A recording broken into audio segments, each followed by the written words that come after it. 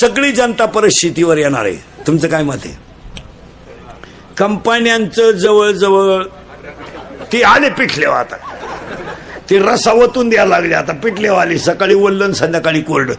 सहकार क्षेत्रातल्या नोकरीवाल्यांवर दबाव आहे. आता ते उगाच पोटासाठी करतात, नाही तर कवा साहेबाचा फोन येईन. आंघोळीला घुसला साहेबाचा फोन आला, तो अंडरपॅन्ट गावात गेला. यांच्यावर दबाव आहे. म्हणजे सर्व्हिस हा विषय मिटला. आता सगळी लोक परत कुठे येणार आहे?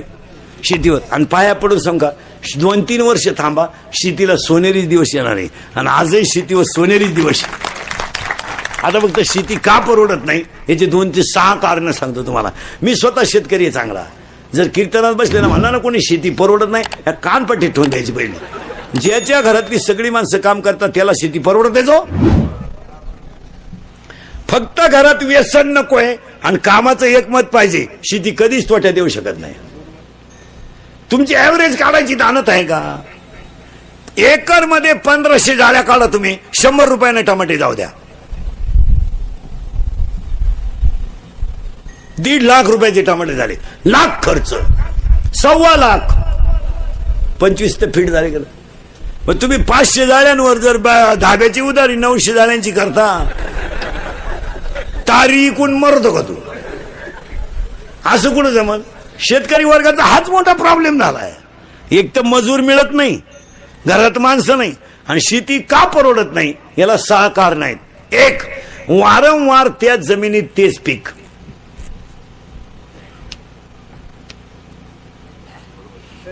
गॅपच द्यायचं नाही. त्या जमिनीची ताकदच संपली हो. ऊस नावाची वस्तू 18 महिने राहती, तुटून गेले आणि त्यानं फक्त रोटा मारला आणि परत सरी पाडली. 32 वर्ष 32 महिने वावर गुंतून ठेवलं त्यानं. कशाला शेती टिकल? वारंवार त्याच जमिनीत तेच पीक. 2, 100% शेतकरी तणनाशक वापरतो. टाटा मेट्री, निराया कत्तर, राऊंडअप, गोल, M45, M35, अविनाश.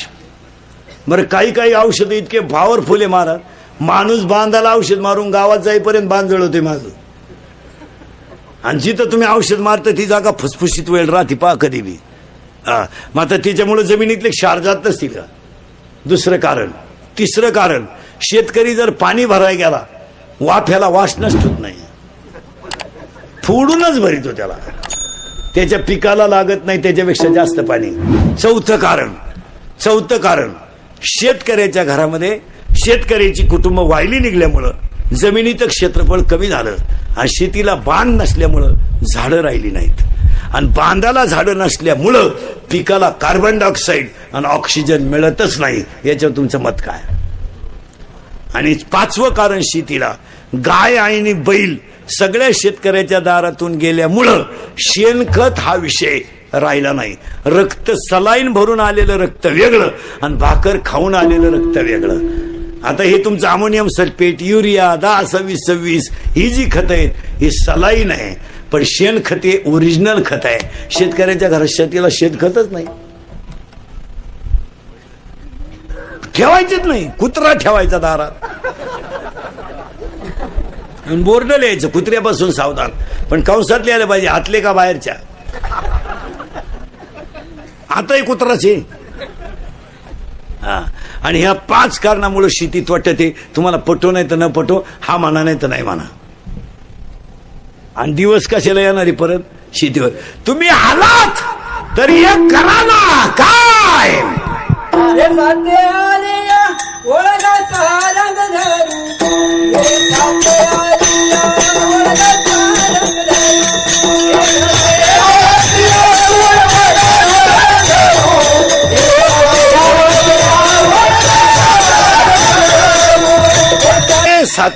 साते आता तर बाजार.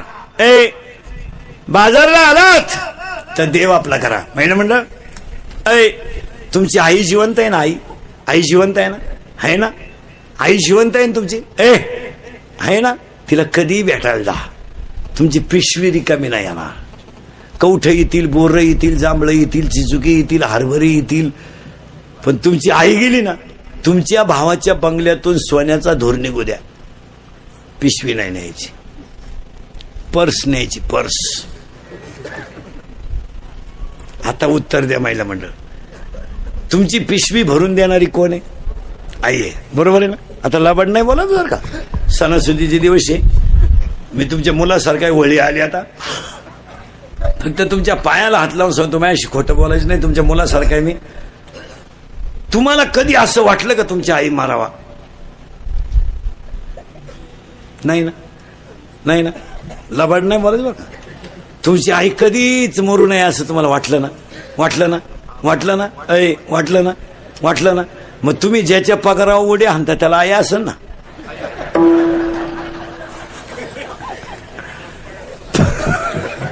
म्हणजे त्याची उलथावा तूही जागावा. देव लय भारी आयडिया करतो, त्याची ठुतो.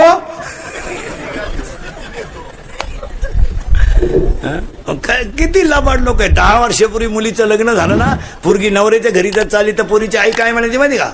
जबाबदारी आमची संपली, तू तुझा संसार कष्ट करायचे. तक्रार आल्यावर जर तक्रार आली तर थोबाड फोडून टाकेन आई म्हणायची. आता या 2-4 वर्षापासून आई काय सांगते माहिती पोरीला?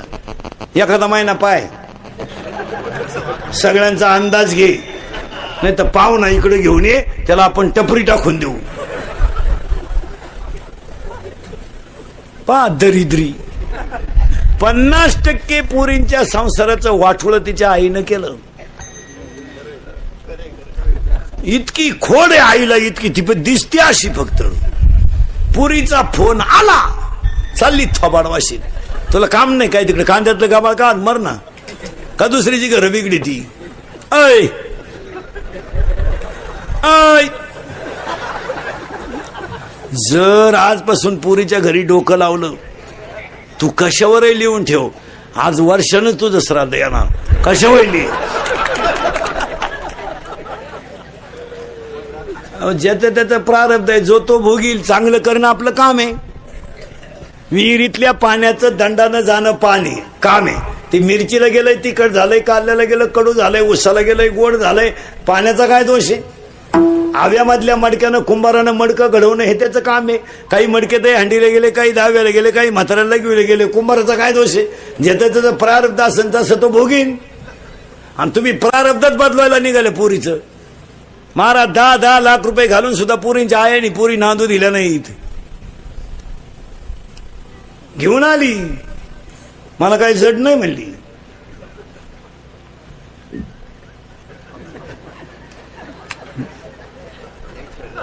जड नाही तुला कळलं ना. तिने सुना आल्या, मग आली आमच्याकडे तुळशीवाली.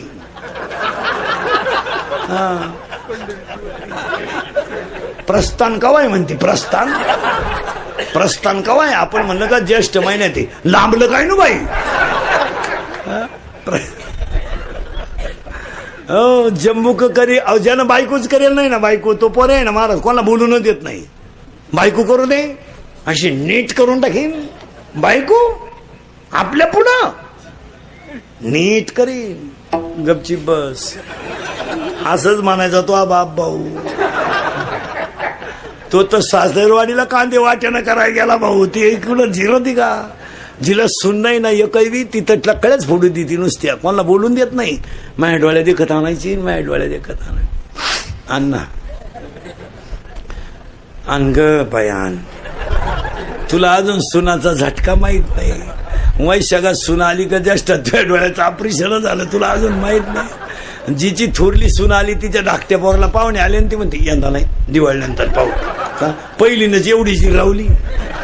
माझी भाषा नाही, मी ओव्यांप्रमाणे तुम्हाला पाठ पर्यंत देणार. हो जम्बूक करी गर्जना जो देखिली नाही पंचानना. कोल्याची कुई फक्त वाघ दिसेपर्यंत सिंह दिसेपर्यंतच चालती. काही लय दिवस चालत का? हाताने इज्जत घालायची. संसार एवढा नेट लावून कायला करायचा? काय मागच्याला घे नाही. आता हे मी 3 करतो रोज, हलक्या हाती 3. जवळ काढलं 4थे काढतो. 3 तास मग माझे नुसते माईकला लागू लागू होट सडले. वारा नाही माईकला लागू लागू होटच गेले. नुसती होट आतून लाल लाल जर झाली, नुसते आदळून 6 तास बोलतो रोज. मग आता महापोरे म्हणणार आहे का माझ्या बापाला लय कष्ट केले? तो म्हणणार मजा आणलं त्यानं. रोज 3 गाव हिंडायचा, चांगला नादावला होता बाहेर. यांना काय केलं? नाही महाराज, आपणच सावध व्हायचं, लोकांना नाही सांगायचं. आपल्या पोऱ्यानं आपली मर्यादा सोडली त्या दिवशी आपण त्याच्यातून रिटायर. काय मत आहे तुमचं? ज्या दिवशी आपल्या पोऱ्याचा तोंडाचा वास आला ना कोठ्याचा, त्या दिवशी कष्ट बंद. का करायचे? भजन नाही करायचं, दिंडीला पंगत नाही घालायची, या नालायकांसाठी बांध कुरकुरू जमीन वाढायच्या, नाकडे टाकू टाकू मोटरी चालवायच्या, चिंगड्या खाली घालू घालू गोण्या टाचायच्या, आपण पाणी मारून दूध विकायचं नाही, या नालायकांनी पाणी टाकून प्यायची. कायला कामवायची? काय काम व्हायचं? काम राहिलं शिल्लक. भारीत भारी टीव्ही घ्यायचा, बायकोला भारीत भारी गजरा घ्यायचा, 1.5 किलोमीटर वास गेला पाहिजे असा बायको डोक्याचा नसला. भारी गजरा आणायचा, बायको चांगली ब्युटी पार्लरला न्यायची, मस्त पैकी मधल्या फटीत चमकी बिमकी भरून आणायची, मस्त एक हात बायकोच्या गळ्यात, मस्त मालिका पाहत बसायचं. बस. पोऱ्या म्हणला असं का केलं भाऊ? मी पेरलं एक, उतारलं दुसरं, आता मला मशागतही करायची नाही, वावरच खाट ठेवायचंय, तुला काय करायचं? कमीत बसायचं येड्यावानी, कमी.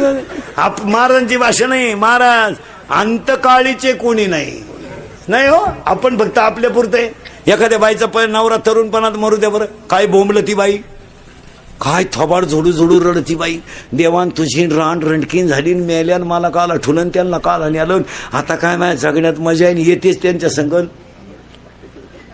नवरा जळवतून ती आगी कवडी ती, आणि 2-4 बाया तिला माग वडी त्या. अशी दिल्ली करा बरं, जाळाजवळ न्यायची ना, अशी दिल्ली करायची. चिंगाट गरगाठील ती. कोण मारत कोणच्यासाठी मारा? झाकली फक्त म्हणायला. कोण करत? एखाद्याची बायको तरुणपणात मरू द्या, म्हणजे मरू नये, मरू द्या, त्याला 2 पोरं असावं गोजीरवाणी, आणि 2-4 दिवस व्हा बायको मरून आठवडाभर, आणि आपण त्याला भेटायला जावा. ते असं दारात बसलं राहतं. पोरं खेळा त्या अंगणात, आपण त्याच्या जवळ जायचं आणि त्याला म्हणायचं काय चालाय, काय चालाय? तो म्हणतो काय चालायचं? वाटोळं झालं परपंचाचं.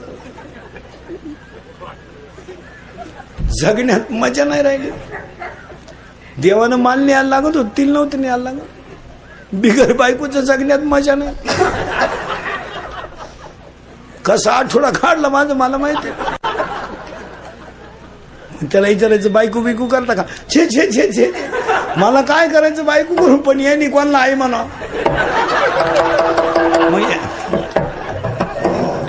मग यांची आई त्याची मावशी होईल, कारण लबाड जनताय महाराज.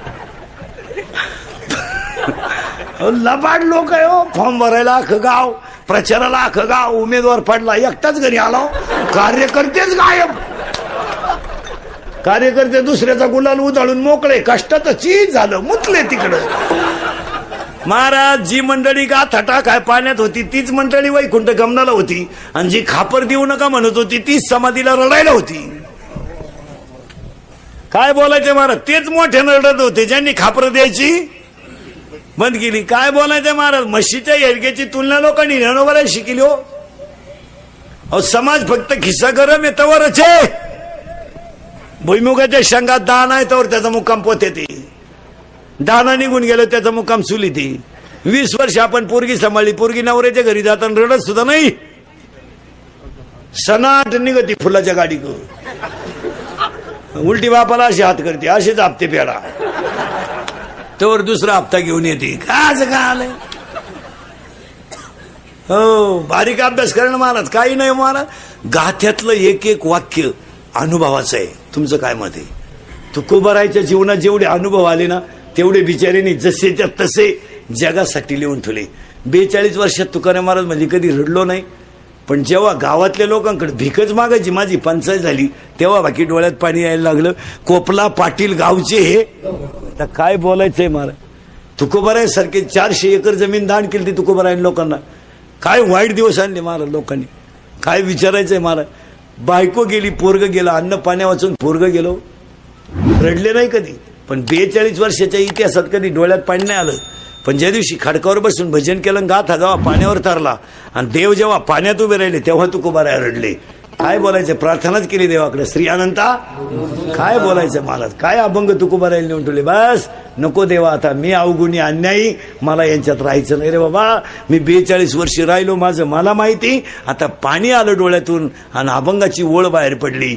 आता दिसून हे जना ऐसे करीना. काय महाराज भाषा आहे संतांची. मला राहायचं नाही, यांच्यात राहू नये, काही उपयोग नाही. अहो माया बायकोलाच माझ्या संग यायचं नाही तर जगाचं काय घेऊन बसलं. माझी स्वतःची पत्नी सुद्धा माझ्या बरोबर वैकुंठाला यायला, गल्लीतल्या लोकांना आरुळी देऊन सांगितलं, अरे तुम्हाला देव न्यायला आलाय, तुम्ही चला.